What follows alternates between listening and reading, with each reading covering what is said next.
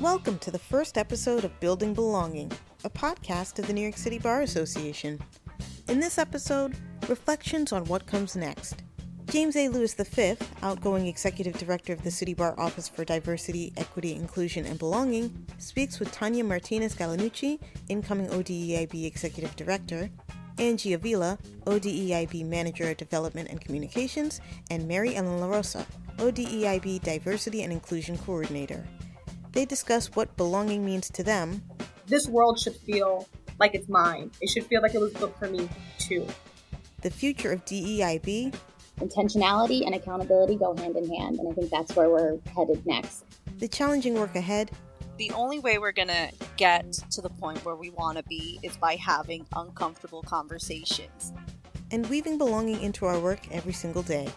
You have to really understand people, where they're coming from, and let people breathe and talk in their authentic voices.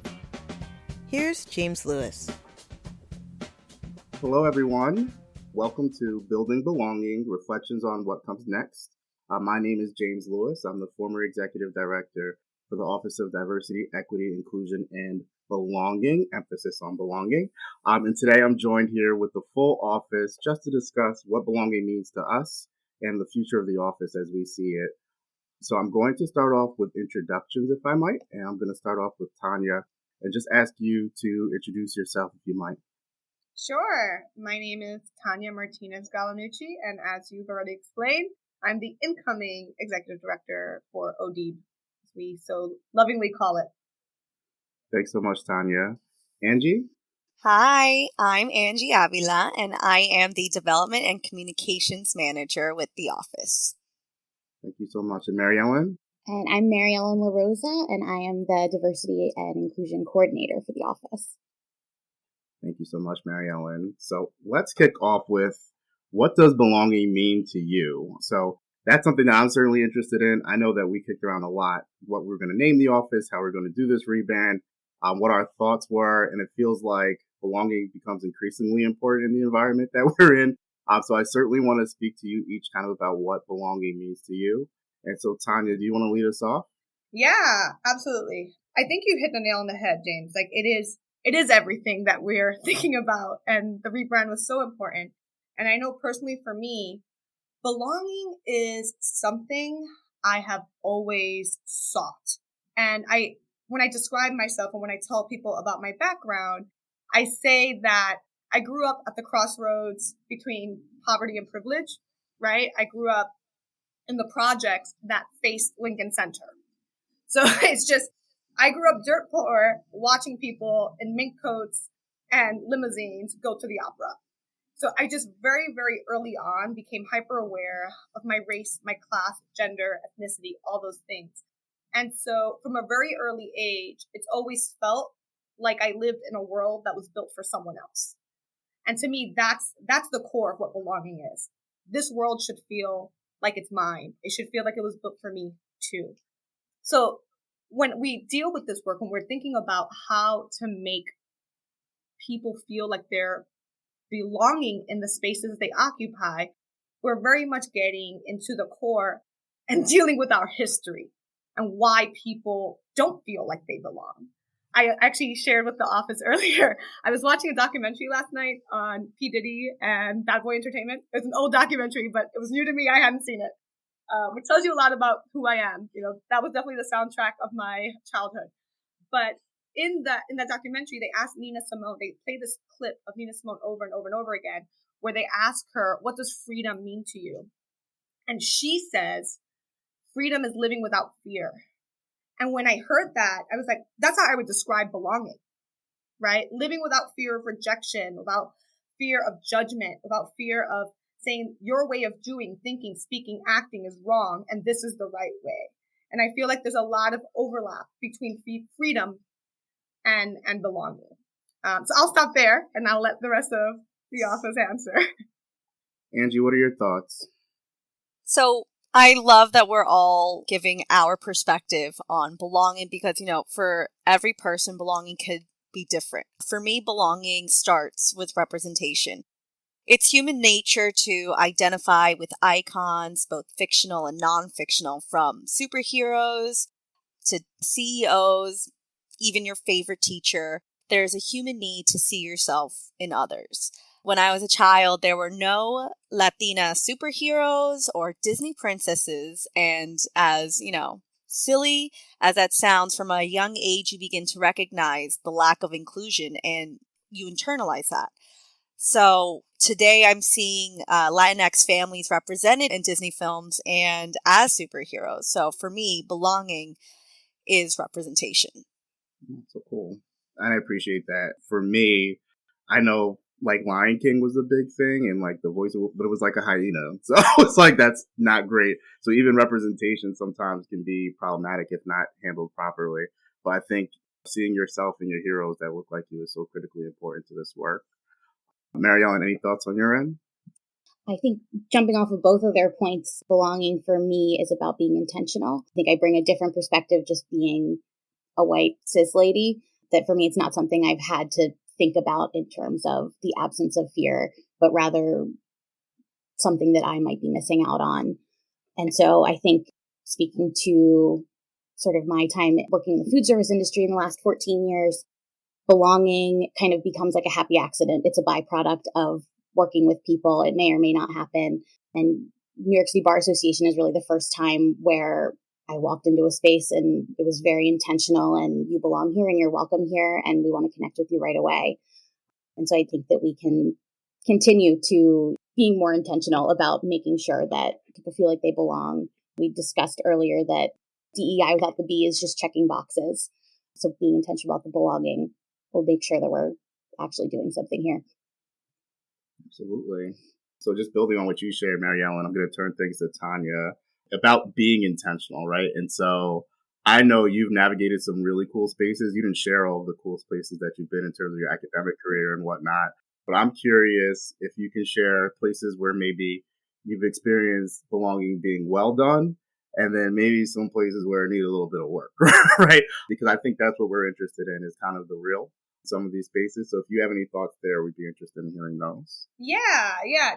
I think just taking a step back, one thing to keep in mind is that most spaces, dare I say all spaces that we're encountering are going to have issues of exclusion, right?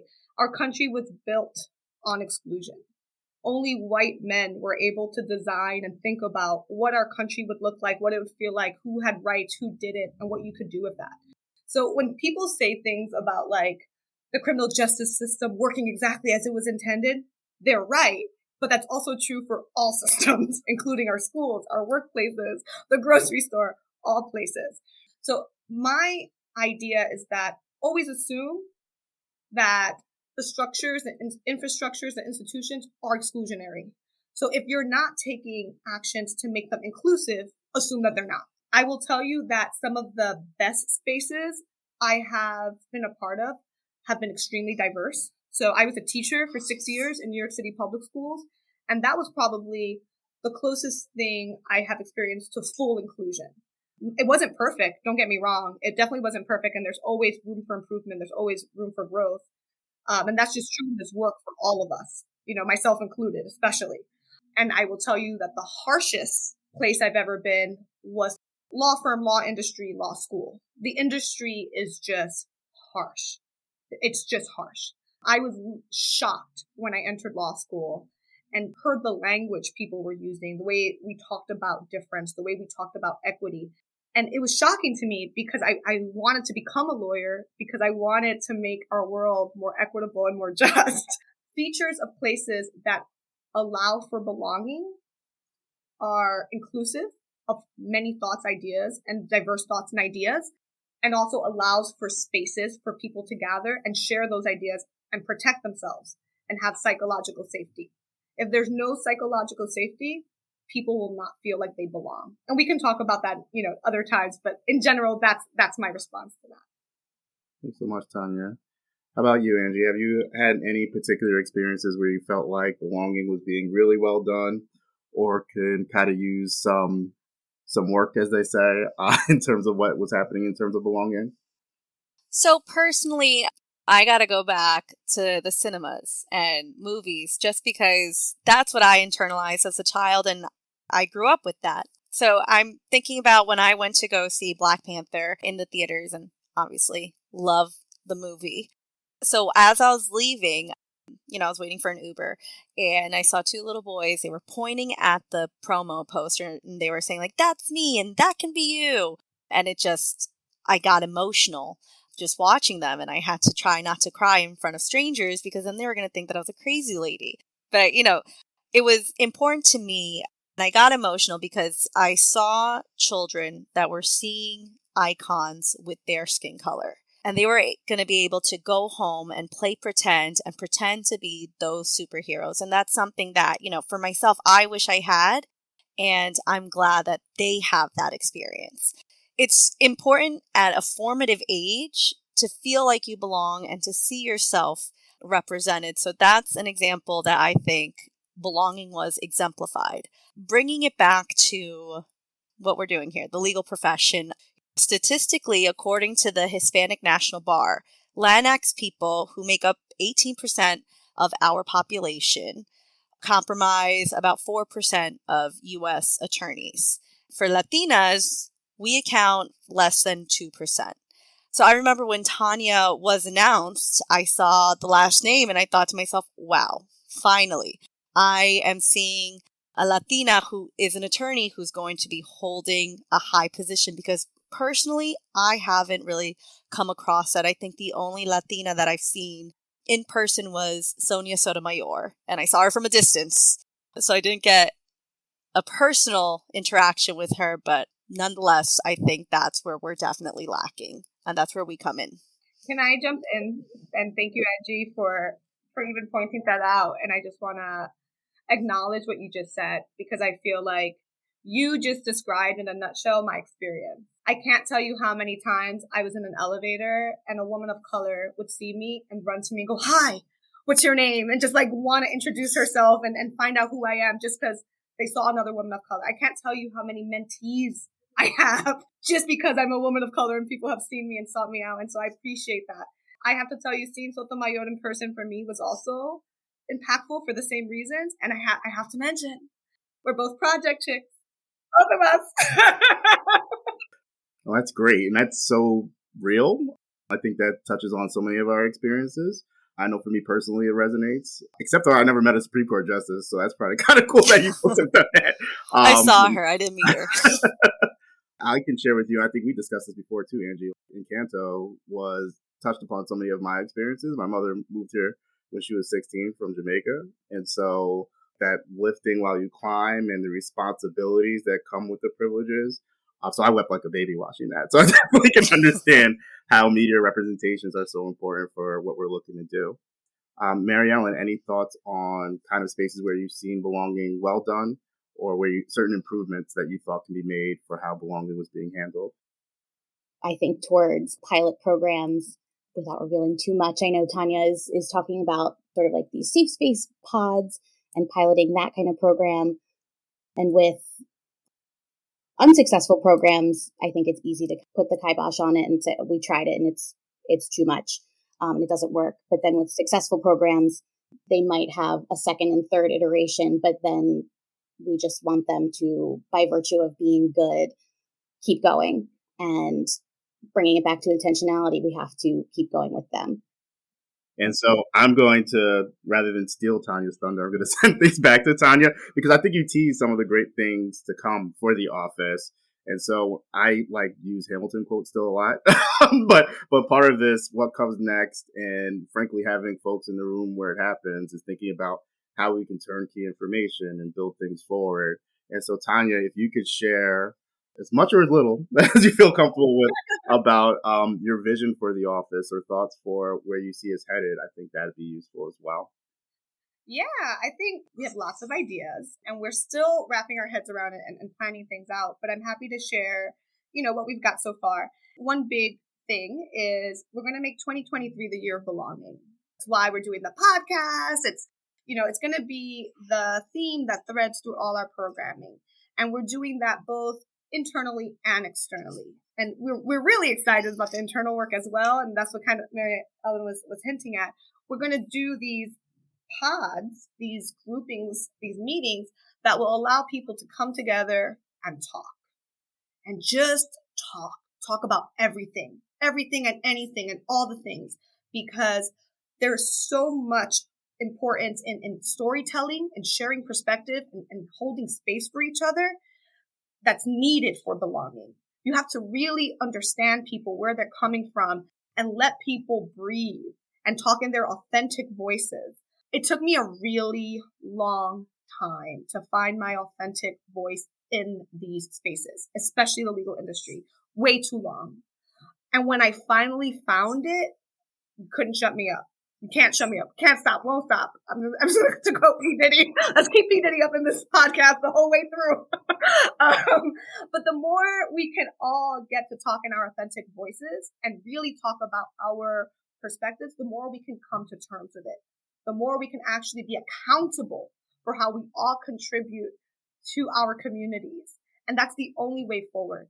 The only way forward is together, learning, being accountable, being open and honest about what changes need to be made.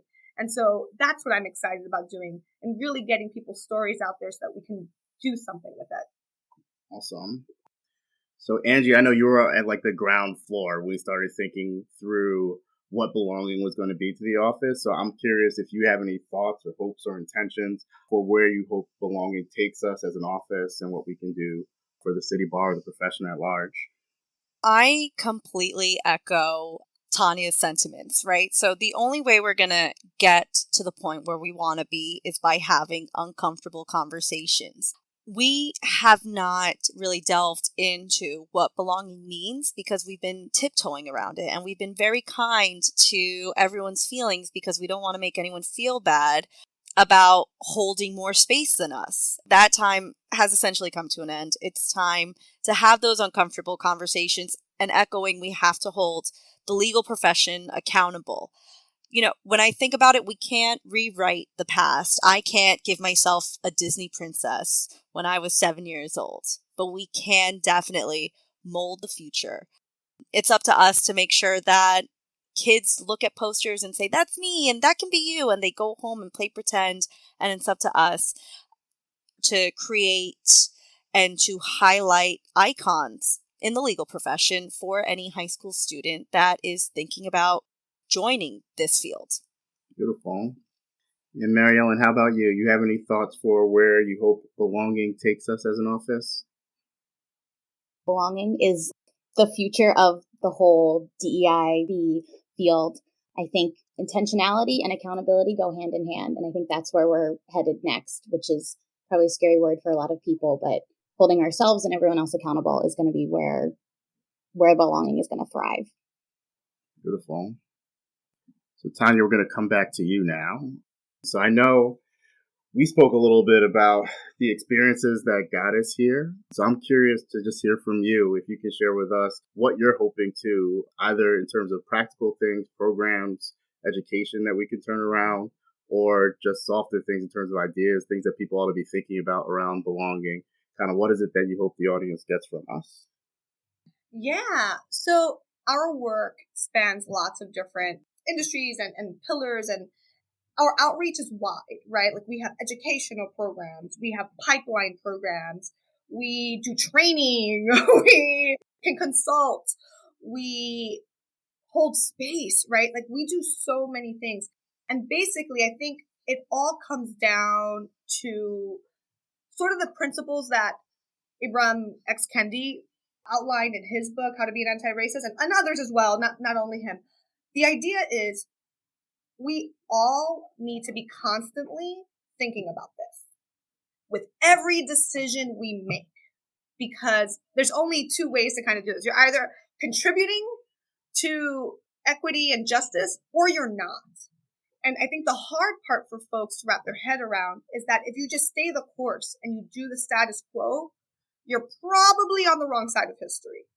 And that's a hard pill to swallow, right? No one wants to think that. No one wants to believe that. And we're not saying you're a bad person if you do. We're just saying that it's going to take a little bit more effort in your decision making to be on the right side of history. And this is Mary Ellen's point about intentionality. The system was built this way We can't change the way it was built, but we can change the way we move it going forward. What you shared brought to mind a quote I'm going to butcher. I think it's Charles Hamilton Houston, who said something to the effect of, if you're not doing this social work and the equity work, then you're really a parasite as an attorney. That's right. So either we're feeding or we're taking away. And it sounds like what you're saying is that we all need to be in the business of feeding. And I couldn't agree more with you on that point. So Angie, what is it that we want folks to take away from the office, from this discussion?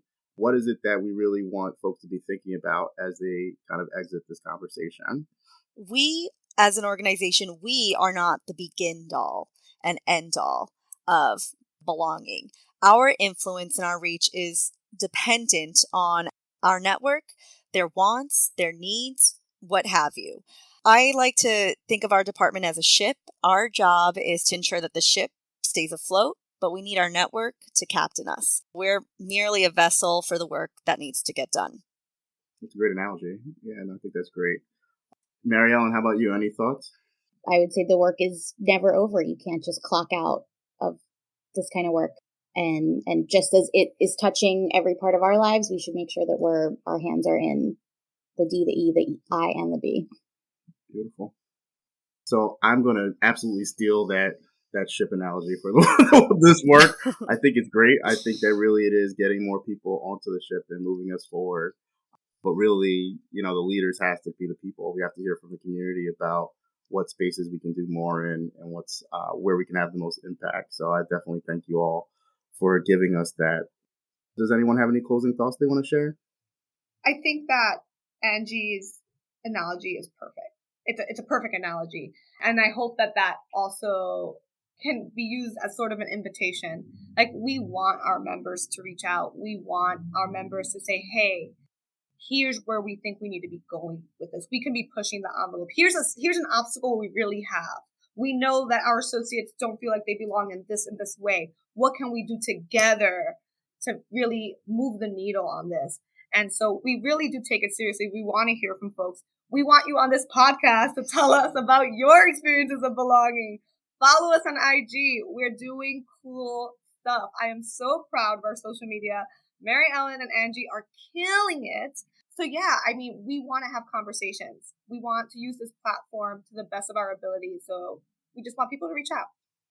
Thanks so much, Tanya. Angie or Mary Ellen, any other closing thoughts? So I'll jump in and I'll just say my last closing thought to end out our discussion today is thank you to James for passing the baton over to Tanya and just making this transition as seamless as possible.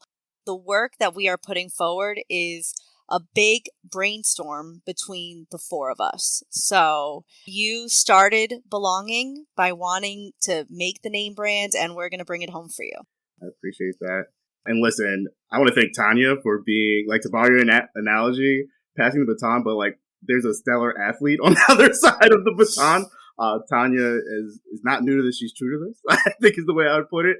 I am so excited about all the great things to come for the office, through the office, with Tanya at the helm. We've had conversations publicly and privately that leaves me quite assured that only great things are ahead for the office and frankly for the profession, given the wealth of experiences that she has and that she brings to the table. So really, I think all thank yous go to Tanya, because sometimes no matter how great you hand off the baton, if you will, if what you're looking for is not only on the end of it, you're in trouble. And I know that we're in great shape because of everything that Tanya brings to the office and to the profession.